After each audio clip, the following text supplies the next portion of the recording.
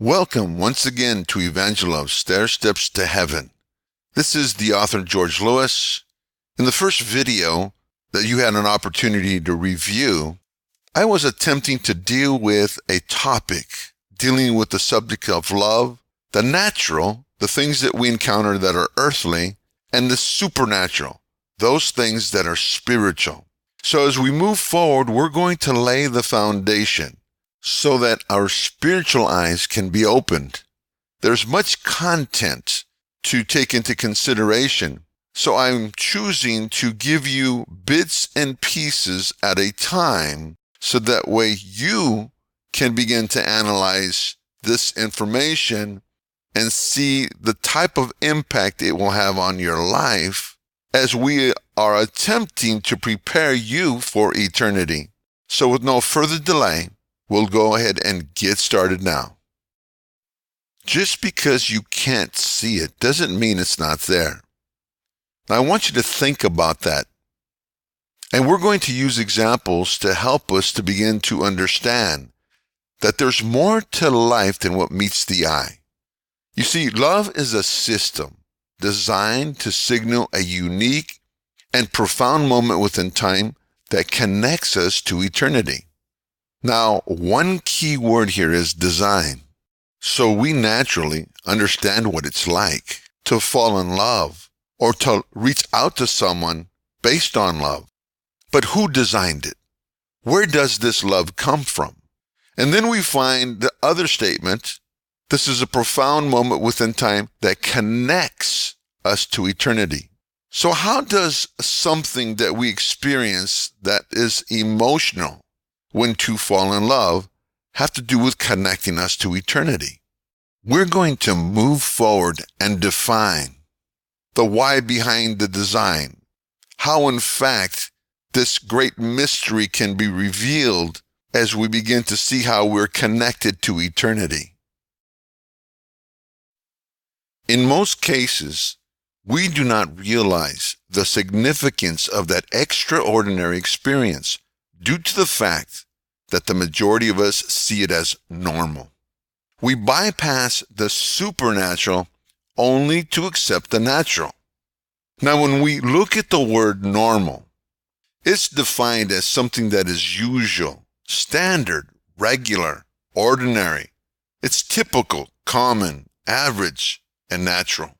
Because love and what we see with our eyes, what we experience in life is normal, much of what we encounter in life has to do with the supernatural, things that are spiritual. When it is spiritual, we're dealing with the supernatural. The supernatural is defined as something that is paranormal, mystic, ghostly, mystical, bizarre, magical, and an unnatural. So because we have been programmed to think in logic as it relates to those things that are normal and natural, we bypass that which is the supernatural, what we cannot see with the natural eyes. In the natural, we rely on our five senses to define our reality, and yet what we choose to believe may not necessarily be truth. Just because we cannot see it doesn't mean it is not there. Now, I want to provoke your thinking. Just because you cannot see it doesn't mean it is not there. Logic is what we rely on. But when we talk about logic versus spirituality, we're talking about the things that we cannot see with the natural eye. So in order to be able to open our spiritual eyes, we have to use some examples so that you can understand why it is that in one sense there's another world that we cannot see, and on the other side of that coin, it's those things that are natural, those things that we're comfortable with, that becomes our logic. So I'll use some examples in regards to nature to make a point. Now let's begin to use some examples. Studies suggest that some eagles can spot an animal the size of a rabbit up to 2 miles away. Now, let's just use our imaginations here. Let's say that you and the eagle were both on top of a high mountain and dinner was approaching and you had a conversation. Let's say this eagle was able to speak. And the eagle says to you, "Boy, I sure am hungry. Ooh, I can't wait to catch my dinner." And you say, "I am hungry as well." And then the eagle tells you, the first one to spot a rabbit gets to eat the majority of the meal. So if you see the rabbit first, then you get to eat the majority of it. But if I see it, it is I who gets to eat the majority of it. And there you go looking, and you're looking from a high mountain, and you see nothing. And then the eagle looks, there's one right there. Where? You ask. And the rabbit happens to be about 2 miles away. And the eagle says, way over there. Do you see it? And you say, no, I don't see it. And so the eagle takes off, flies, and gets the rabbit and returns, and gets to eat the majority of the meal, leaving you still hungry. Sharpest sight, the eagle. Though you could not see the rabbit, the eagle has the ability to see so much greater than the human being.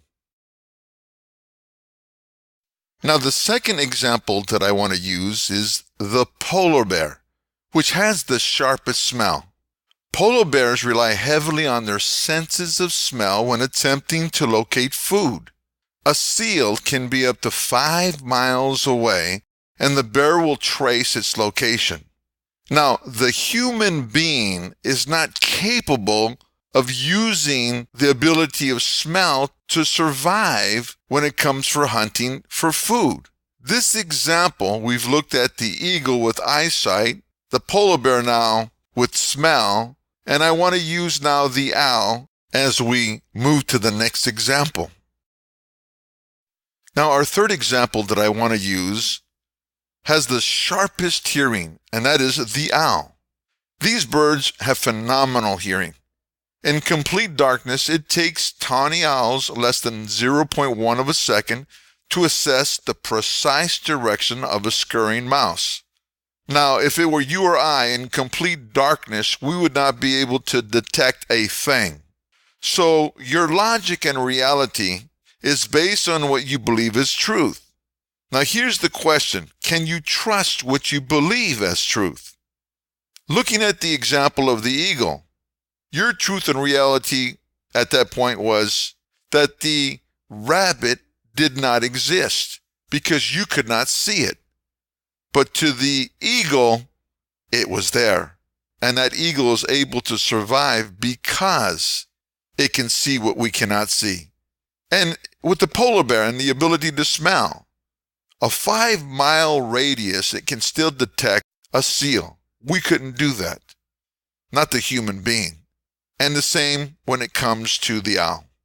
So the bottom line here is that there are things in the spiritual realm that we cannot see that is real, but because we can't see it, it's not our reality.